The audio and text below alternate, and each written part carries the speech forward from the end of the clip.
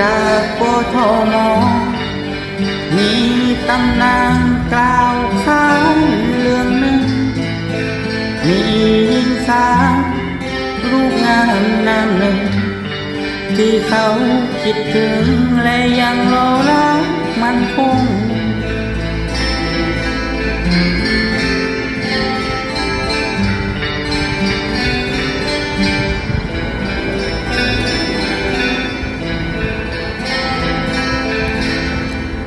ดังทะเลที่คู่กับหาดทรายมีเพียงความหมายคือเราต้องอยู่ด้วยกันแต่ตอนนี้มีเพียงแค่ตัวฉันเป็นเพียงรูปปั้นที่ฝนแลกลง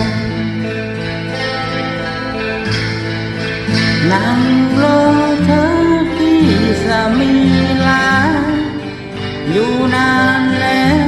พระอภัยยังไม่มามีคนนู้นคนนี้มาหาแต่ไม่มีความรักที่เธอคอยกลับมานานก็จะคอย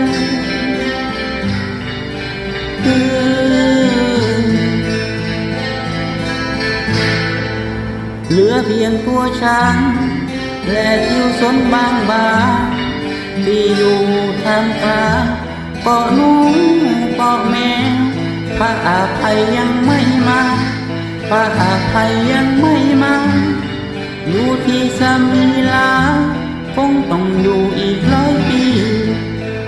อีก100 ปีพันปีหมื่นปีจะอยู่ตรงนี้อยู่เป็นตำนานว่าว่า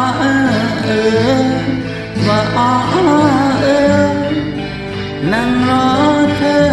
อยู่ตรงนี้นานแสนนานนั่งรอเธอที่สมิลาอยู่นานแล้วพระอภัยยังไม่มา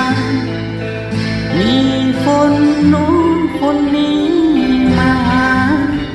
แต่ไม่มีความรักที่เธอคอยกลับมา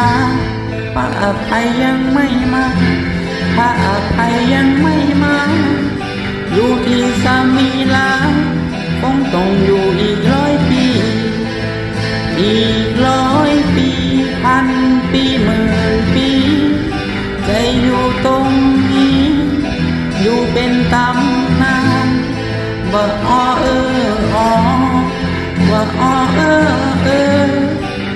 นั่งรอเธออยู่ตรงนี้นานแสนนาน